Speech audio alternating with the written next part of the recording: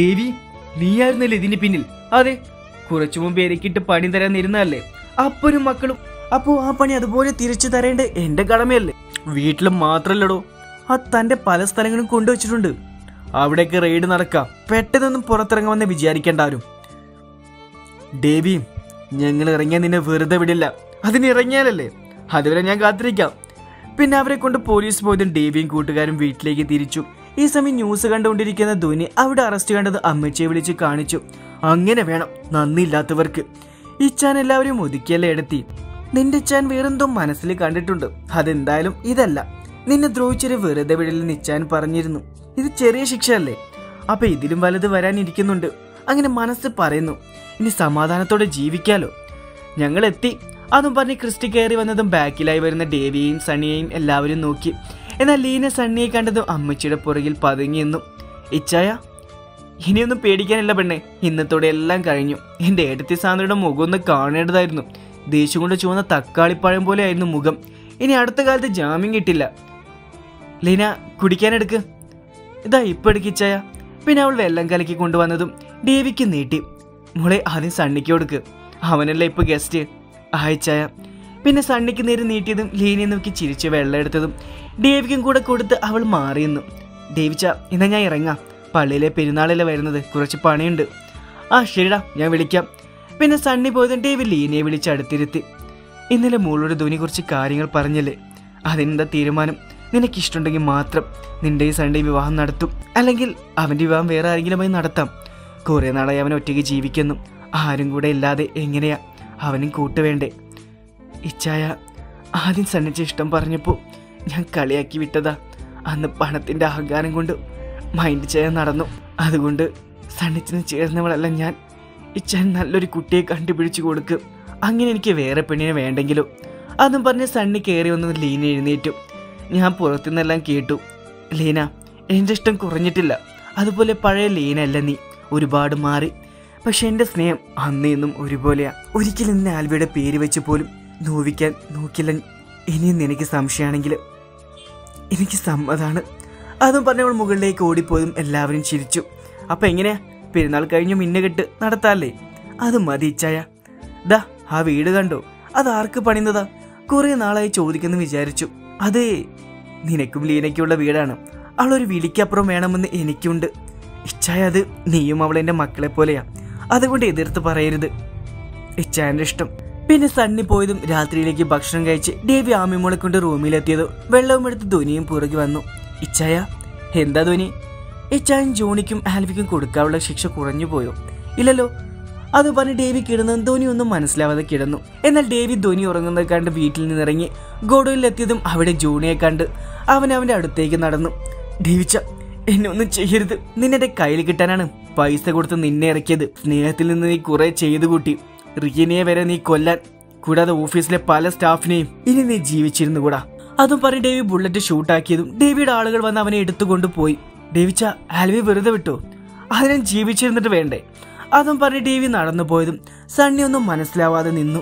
ഡേവിച്ച, എന്താടാ? അതെന്താ അങ്ങനെ പറഞ്ഞ്? ആൽവി അപ്പോ അവനെ ജയിലിലേക്ക് കൊണ്ടുപോകുന്ന വഴി ജീപ്പിൽ നിന്ന് ചാടി നേരെ ചെന്ന് ചാടിയത് ലോറിയുടെ മുന്നിലേക്കും സ്പോട്ടിൽ തീർന്നു.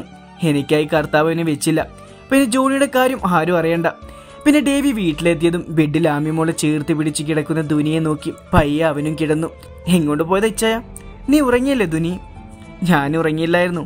ഇച്ചായൻ പോയത് വരെ ഞാൻ അറിഞ്ഞു. പിന്നെ അറിയായിരുന്നു ഇങ്ങനെയൊരു പൂക്ക്.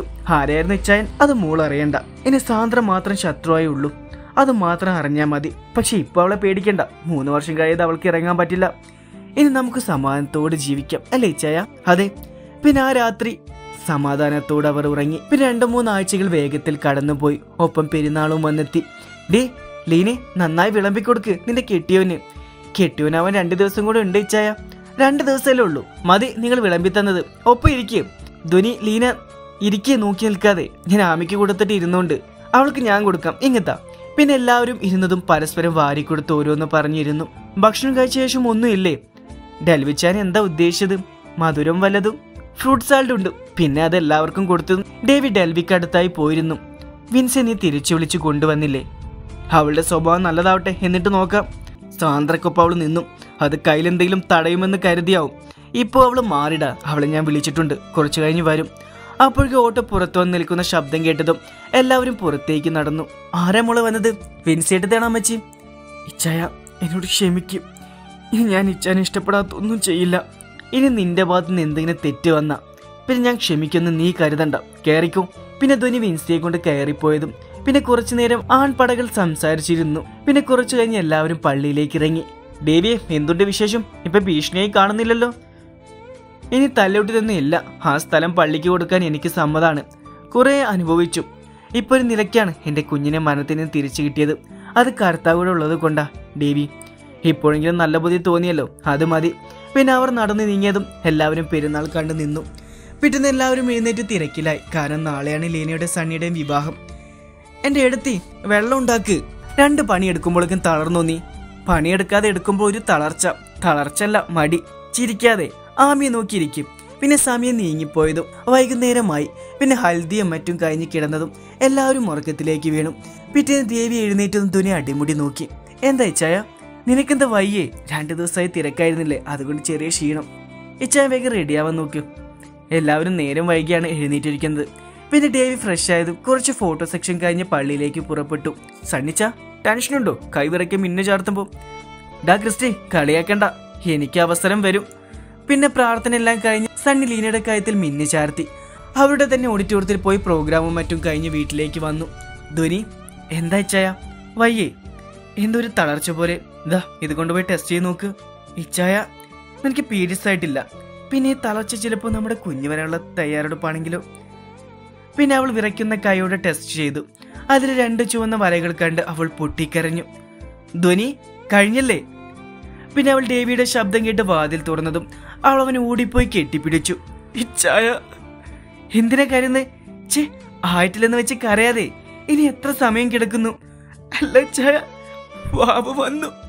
അതും പറഞ്ഞ് അവൾ ടെസ്റ്റ് കാണിച്ചു കൊടുത്തതും അവൻ അവളെ മുറുകെ കെട്ടിപ്പിടിച്ചു. എന്താ ഇവിടെ കെട്ടിപ്പിടുത്തം? ഡോർ അടിച്ചു വേണ്ട ഇതൊക്കെ? അല്ല, 2 പേരും കരഞ്ഞു. ധ്വനിക്ക് വിശേഷമുണ്ട് അമ്മച്ചി. സത്യാണോ മോളെ? ടെസ്റ്റ് ചെയ്ത് നോക്കി. 2 സന്തോഷം ഒരു ദിവസം വന്നെത്തി. പിന്നെ എല്ലാവരും മറന്നും അവരുടെ സന്തോഷം കൊണ്ട് മൂടി. അങ്ങനെ കുറച്ച് ദിവസങ്ങൾ കഴിഞ്ഞതും ചെക്കപ്പിനായി അവർ ഹോസ്പിറ്റലിൽ എത്തിയതും അവളുടെ അമ്മയെ അവിടെ വെച്ച് കണ്ടതും അമ്മ അവളുടെ അടുത്തേക്ക് വന്നു. ധ്വനി മോളെ, അങ്ങനെ എന്നെ വിളിക്കണ്ട. മോളെന്ന് വിളിക്കാനുള്ള ഒരു അധികാരവും നിങ്ങൾക്കില്ല. തെറ്റുപറ്റിപ്പോയി മോളെ, ഈ അമ്മയോട് ക്ഷമിക്കും. മായ നല്ലവളായിരുന്നില്ല. അവള് വേറൊരുത്തന്റെ കൂടെ പിടിച്ചു. അതോടെ നിന്റെ ഏട്ടൻ തകർന്നു മുഴുക്കുടിയനായി. എന്നെ കൊണ്ട് പറ്റുന്നില്ല നോക്കാൻ. നീ വലിയ വീട്ടിലേക്കല്ലേ ചെന്നപ്പെട്ടത്. ഈ അമ്മയൊന്ന് സഹായിക്ക്. അമ്മയാണെന്ന് പറയാനുള്ള എന്ത് അധികാരമാണ് നിങ്ങൾക്കുള്ളത്? ചെറുപ്പം മുതലേ പെണ്ണാണെന്ന് പറഞ്ഞ് മാറ്റി നിർത്തി. ഒപ്പം ഇഷ്ടമില്ലാത്ത വിവാഹം എന്നെ കൊണ്ട് ചെയ്യിപ്പിച്ചു. പിന്നെ അവിടെ നിൽക്കാൻ പറ്റില്ലെന്ന് പറഞ്ഞപ്പോ നിർബന്ധിച്ച് പറഞ്ഞു വിടില്ല എന്നെ. എന്നെ ഒന്ന് മനസ്സിലാക്കാൻ ശ്രമിച്ചോ നിങ്ങൾ?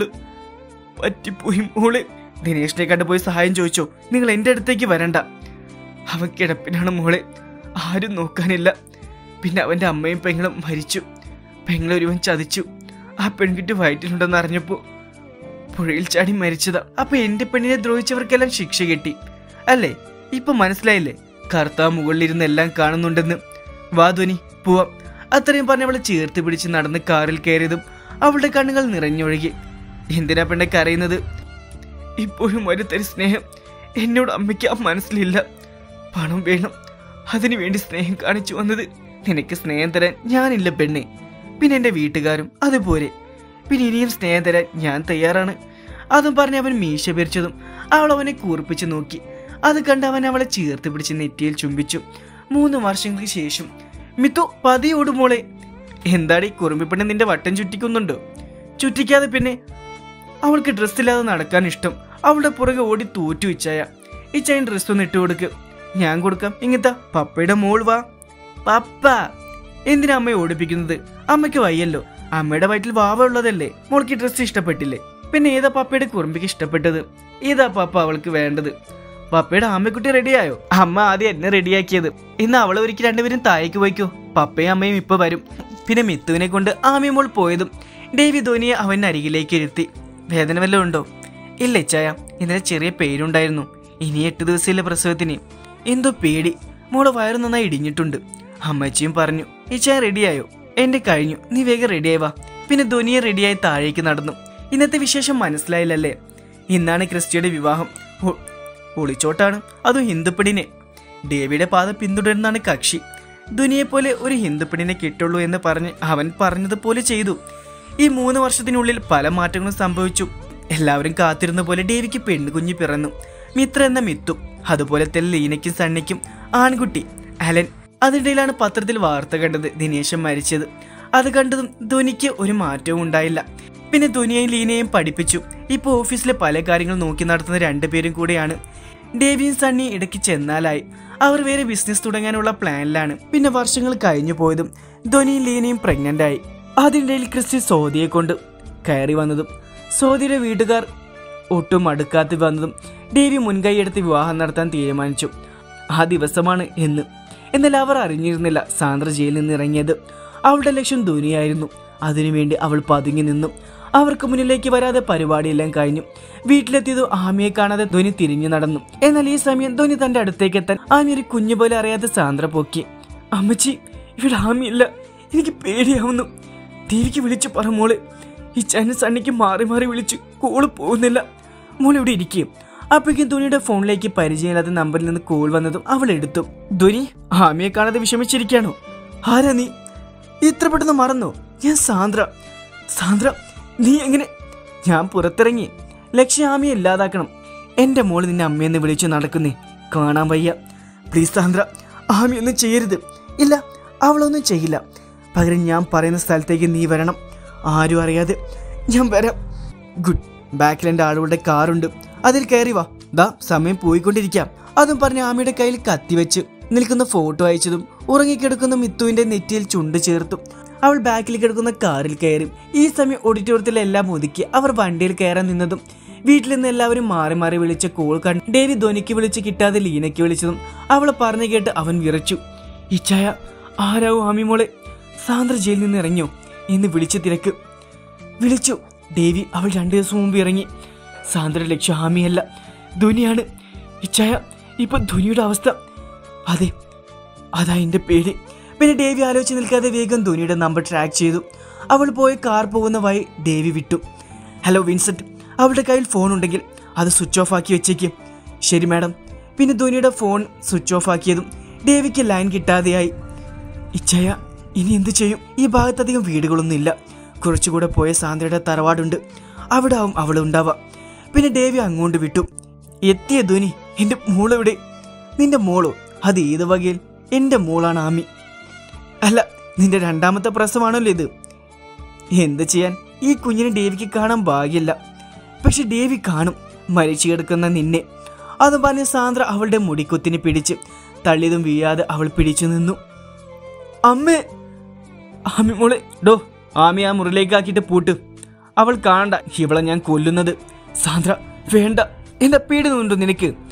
നിന്നെ കൊല്ലാൻ വേണ്ടി മാത്രം ഞാൻ ഇറങ്ങിയത്. എന്റെ സ്ഥാനത്ത് ഡേവിക്ക് ആർക്കും വേണ്ട. സത്യം പറഞ്ഞാൽ നിന്റെ പേടി കാണുമ്പോൾ എനിക്ക് സന്തോഷം സഹിക്കാൻ വയ്യ. സാന്ദ്ര പ്ലീസ്. പെട്ടെന്ന് സാന്ദ്ര കത്തിയെടുത്തു ധ്വനി പേടിയോടെ പിറകിലേക്ക് നടന്നു. ഒപ്പം അവളുടെ വയറ്റിലേക്ക് കത്തി കുത്തിയിറക്കാൻ നിന്നതും ഡേവി അതിൽ പിടിച്ചു. ഒപ്പം അവന്റെ രക്തം ആ കത്തിയിലൂടെ ഒഴുകി. എന്താ സാന്ദ്ര, പ്രതീക്ഷയിലല്ലേ ഇവിടെ? ഇവളെ ഞാൻ കൊല്ലും. കൊല്ലാൻ പറ്റുമ്പോൾ നീ കൊന്നു നോക്കും. അതും പറഞ്ഞ് ഡേവി സാന്ദ്രയുടെ മുഖത്തേക്ക് അടിച്ചതും അവൾ നിലത്തേക്ക് വീണു. ഒപ്പം അവളുടെ തല പൊട്ടി ചോര ഒഴുകി. ഇച്ചായ, എന്താ ധ്വനി? വേദനിക്കുന്നു. ഇച്ചായ, സാന്ദ്രയുടെ കാര്യം പിന്നെ നോക്കാം. ഇതിന് ഹോസ്പിറ്റലിൽ എത്തിക്കണം. പിന്നെ സാന്ദ്രയെ നോക്കി ആമി ഇറക്കി. അവർ ധ്വനിയെ കൊണ്ട് നടന്നു. സാന്ദ്ര എഴുന്നേറ്റ് കത്തിയെടുത്ത് ധ്വനിയെ ലക്ഷ്യം വെച്ച് ഓടി. എന്നാൽ ഒരു കമ്പി തട്ടി അവൾ വാളിലേക്ക് വീണതും അവളുടെ വയറിലൂടെ കയറി ഇറങ്ങിയതും ഒപ്പം അവളുടെ അലറിക്കരച്ചിൽ അവിടെ മുഴങ്ങിക്കേട്ടു. ആരും തിരിഞ്ഞു നോക്കണ്ട, അവൾക്കുള്ളത് അവൾക്ക് കിട്ടി. പിന്നെ ധ്വനിയെ കൊണ്ട് ഹോസ്പിറ്റലിൽ എത്തിയതും അവൾ വേഗം ലേബർ റൂമിലേക്ക് കയറ്റി.